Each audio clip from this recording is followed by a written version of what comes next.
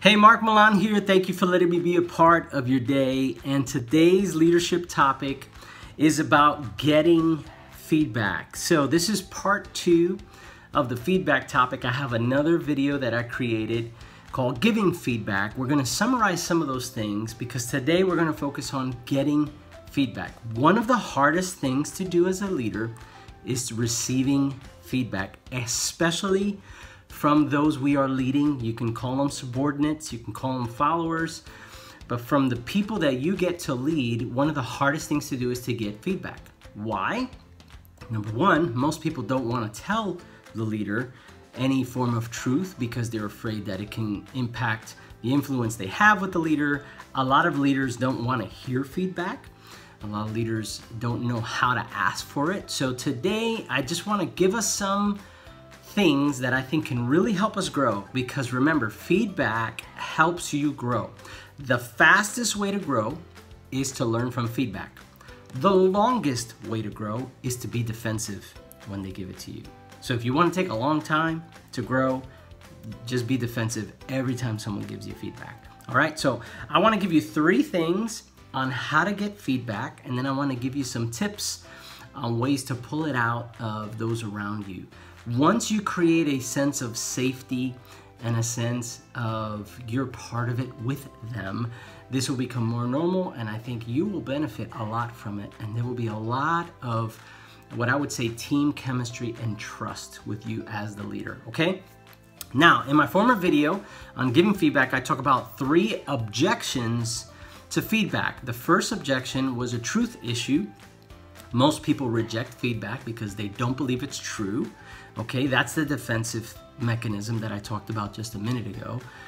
That's the first objection. The second objection could be a relational issue. You might not have a problem with what's being said, but the person giving you the feedback, you don't have either a connection with, you don't have a relationship with, you don't have you just don't have a trust factor.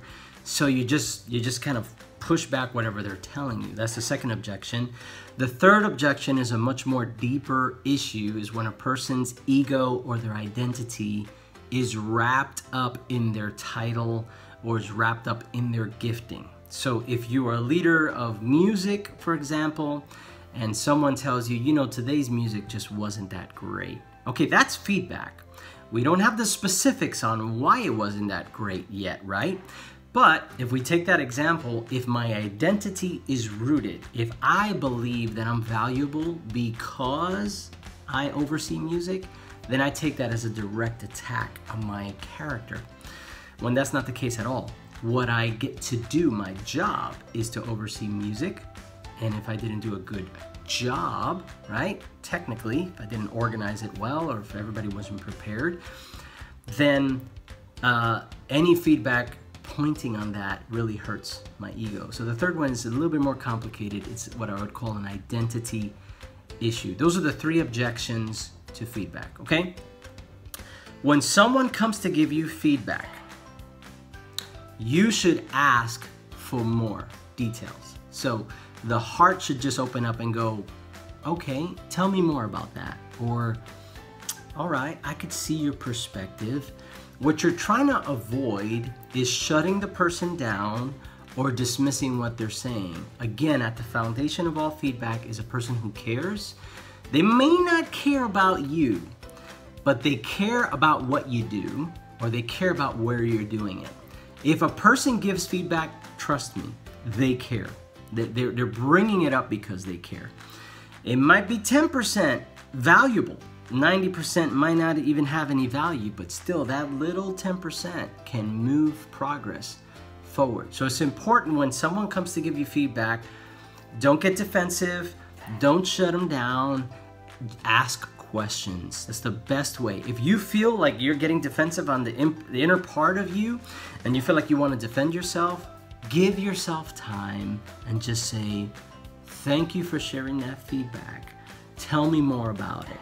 And it gives the person an opportunity to give you more details. The more details you can get, the more specific the feedback, the better you can benefit from it. This is about you benefiting as a leader when someone gives you feedback. All right, so let me give you 3 ways to get feedback. Number 1, I would attach this question to every one-on-one you have with your teams or your team leaders, or as often as you can when you're having a conversation with a person. And it's this, I framed it like this. Ask for one thing you can do or stop doing to get out of your own way. Ask for one thing. Now, the reason why I phrase it that way is because if you just say, hey, give me feedback on my preaching, give me feedback on how I led the team meeting today. That's so broad and it's so hard to narrow it down. But if you help the person by saying, hey, give me one thing I could have done today in our meeting that, that would help me not get in my own way, they would probably say, you know what, if you would have started on time, that would have been great. Boom, there's a nugget. That's gold. That's a gift given to you as a leader.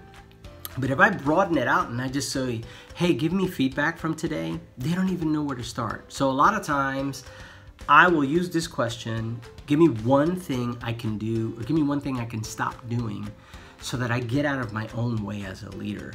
And you're always gonna get some good feedback there. So that's the first thing I would give you. The second thing I would say when getting feedback is to listen and ask questions. I mentioned this a moment ago, but it's so important to listen. Most times we want to defend. Most times we want to correct.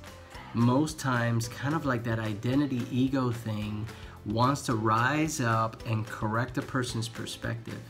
But if you will listen and ask questions, number one, you can gain something. I can gain something.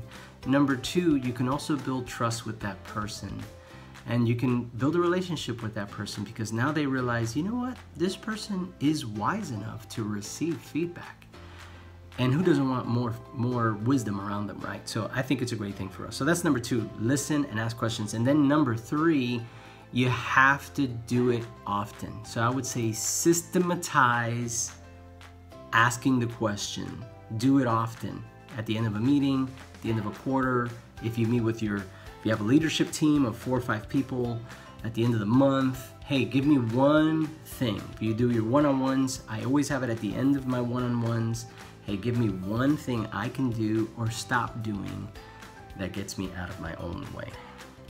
More than anything, feedback helps you grow in your self-awareness, and more than anything else, it helps you build trust with your leaders. When your own team realizes that you are willing to listen and to grow yourself, they will be inspired to do the same. And if you want to create a culture of feedback, this is the fastest way to do it. You have to lead by example, and you have to allow an environment where people can tell you some things that maybe make you uncomfortable, maybe make you question some things, but you set the example by receiving and getting feedback so that when you go to give it, you can create that culture of openness between team members that really makes teams so strong. So again, this is part 2. If you missed part 1, I'm gonna put the link in the video here on how to give feedback, but I hope in your leadership you can be humble enough to get feedback as often as you can and grow in your self-awareness so that you can accomplish everything God's called you to do. That's all I have for you today. I hope it helps you. Until next time, from my heart to yours.